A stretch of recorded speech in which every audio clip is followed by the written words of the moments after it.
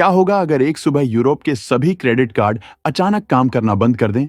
कोई ग्रोसरी, कोई ईंधन, कोई ऑनलाइन शॉपिंग, कुछ भी नहीं। यह कोई साइंस फिक्शन नहीं है। अमेरिका की दो विशाल कंपनियां, वीजा और मास्टरकार्ड, हर साल $17 ट्रिलियन से अधिक के लेन देन को नियंत्रित करती हैं। ब्रिटेन में तो ये दोनों कंपनियां कार्ड पेमेंट्स का 95% संभालती हैं। लेकिन सवाल यह है, क्या अमेरिका अपने आर्थिक प्रभाव का उपयोग सिर्फ दुश्मनों के खिलाफ ही करता है, या अपने दोस्तों को भी नियंत्रण में रखने के लिए इसका इस्तेमाल कर सकता है? इस एपिसोड में हम जानेंगे कि यूरोप और ब्रिटेन कैसे अपनी वित्तीय सुरक्षा के लिए तैयारी कर रहे हैं और क्यों अमेरिका का किल स्विच पूरी दुनिया की आर्थिक शक्ति को हिला सकता है। वीजा और मास्टरकार्ड केवल कंपनियां नहीं, बल्कि वैश्विक कॉमर्स की धड़कन है। सिर्फ वीजा ने पिछले वित्तीय वर्ष में 230 बिलियन ट्रांजैक्शन प्रोसेस किए, कुल $13 ट्रिलियन से अधिक का। मास्टरकार्ड के साथ यह संख्या और भी बढ़ जाती है। यूरोप में इन दोनों कंपनियों ने 2023 में $4.7 ट्रिलियन का भुगतान संभाला। ब्रिटेन में 50% कार्ड पेमेंट इसी नेटवर्क के जरिए होते हैं। इसका मतलब हर सुपरमार्केट, हर ऑनलाइन ऑर्डर, हर फ्यूल स्टेशन, सब अमेरिका के नियंत्रण में। और यह केवल व्यापार की बात नहीं है, यह राजनीतिक शक्ति का साधन भी बन सकता है। अमेरिका ने पहले ही अपने वित्तीय और आर्थिक दबाव की असली ताकत दिखा दी है। 2018 और 2020 में उसने अपने सबसे करीबी सहयोगी कनाडा पर भारी स्टील और एल्यूमिनियम टैरिफ थोप दिए, जो सिर्फ व्यापारिक निर्णय नहीं बल्कि एक साफ चेतावनी थी। हमारी शक्ति के सामने कोई बच नहीं सकता। इसके बाद ग्रीनलैंड को खरीदने का चौंकाने वाला प्रस्ताव भी सामने आया, जिसे आधिकारिक तौर पर अस्वीकार कर दिया गया। लेकिन यह पूरी दुनिया के लिए एक स्पष्ट संकेत था कि अमेरिका अपनी भू राजनीतिक और आर्थिक महत्वाकांक्षाओं को लेकर किसी भी हद तक जा सकता है। 2022 में रूस ने यूक्रेन पर हमला किया, तो वीजा और मास्टरकार्ड ने वहां अपने ऑपरेशन लगभग तुरंत ही रोक दिए। लाखों नागरिक अचानक वैश्विक वित्तीय नेटवर्क से कट गए, उनके सामान्य लेन देन ठप्प हो गए और उनका जीवन पूरी तरह प्रभावित हुआ। संदेश बेहद स्पष्ट था, आपके ग्लोबल वित्तीय अधिकार सुरक्षित नहीं है। एक बटन से उन्हें पूरी तरह निष्क्रिय किया जा सकता है। यह सिर्फ दुश्मनों के खिलाफ नहीं, बल्कि मित्र देशों और आर्थिक सहयोगियों पर भी दबाव डालने का एक शक्तिशाली हथियार है। अमेरिका ने दिखा दिया कि उसका आर्थिक दबदबा, उसके बैंकिंग नेटवर्क और भुगतान प्रणालियां सिर्फ कारोबार के साधन नहीं है, बल्कि यह अंतर्राष्ट्रीय राजनीति और सत्ता का एक भीषण और निर्णायक हथियार बन सकती है, जिसे किसी भी समय सक्रिय किया जा सकता है। यूरोप अब इस खतरे को गंभीरता से ले रहा है। यूरोपियन सेंट्रल बैंक और ब्रिटेन की फाइनेंशियल अथॉरिटी दोनों ही किल स्विच के खतरे को कम करने के लिए काम कर रहे हैं। वीरो नामक एक डिजिटल वॉलेट और यूनिफाइड पेमेंट सिस्टम तैयार किया जा रहा है, ताकि यूरोप अमेरिका के नेटवर्क पर निर्भर न रहे। डिजिटल यूरो यानी केंद्रीय बैंक डिजिटल मुद्रा भी विकसित की जा रही है, जो सीधे ECB के माध्यम से भुगतान की सुविधा देगा। बैंक अपने डॉलर एक्सपोजर को माप रहे हैं और विदेशी फंडिंग पर निर्भरता कम करने के लिए उपाय कर रहे हैं। हालांकि यह रणनीति जोखिमों से भी भरी है, क्योंकि इससे यूरोप और अमेरिका के बीच तनाव बढ़ सकता है।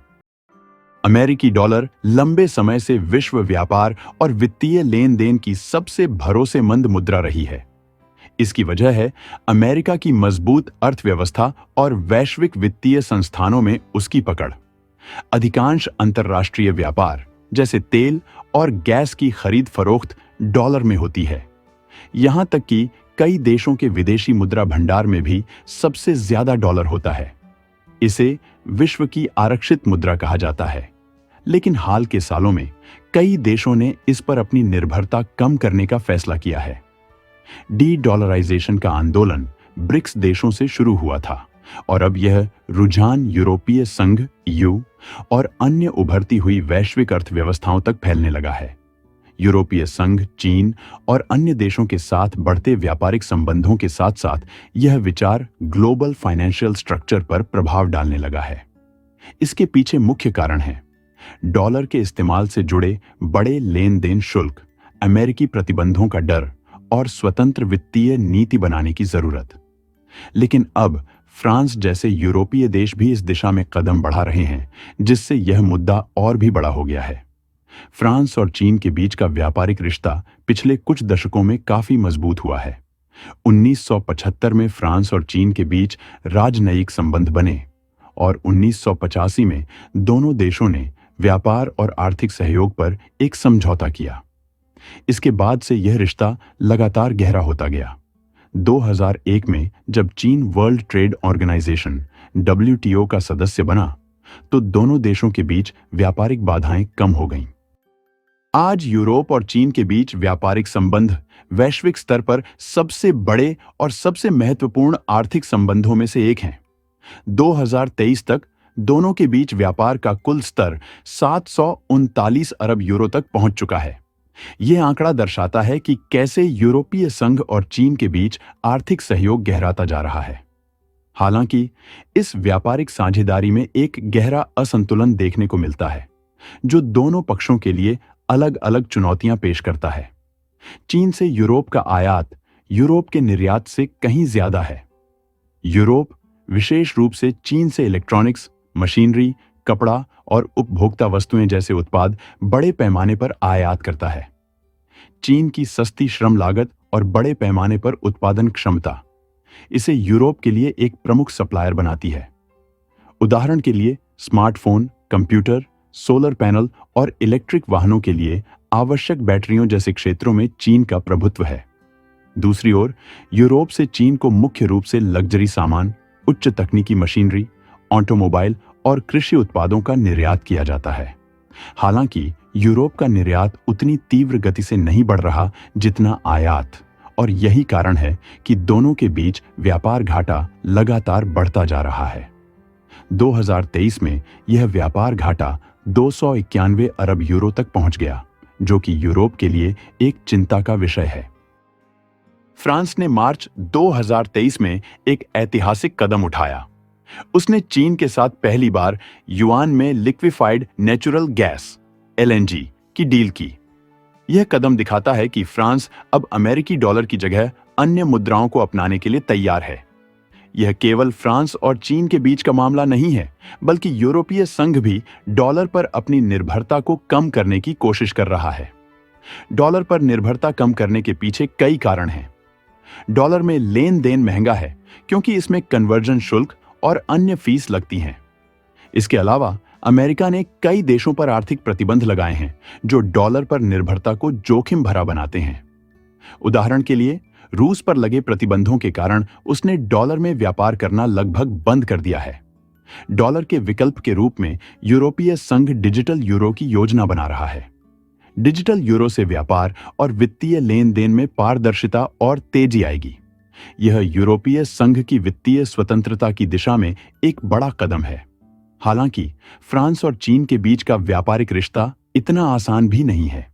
दोनों देशों के बीच कई बार विवाद भी हुए हैं। 2023 में यूरोपीय संघ ने चीनी इलेक्ट्रिक व्हीकल EV आयात पर सब्सिडी जांच शुरू की, जिससे चीन नाराज हो गया। जवाब में चीन ने यूरोप से आयात होने वाले कृषि उत्पादों पर एंटी डंपिंग जांच शुरू कर दी। इससे दोनों पक्षों के बीच तनाव बढ़ गया।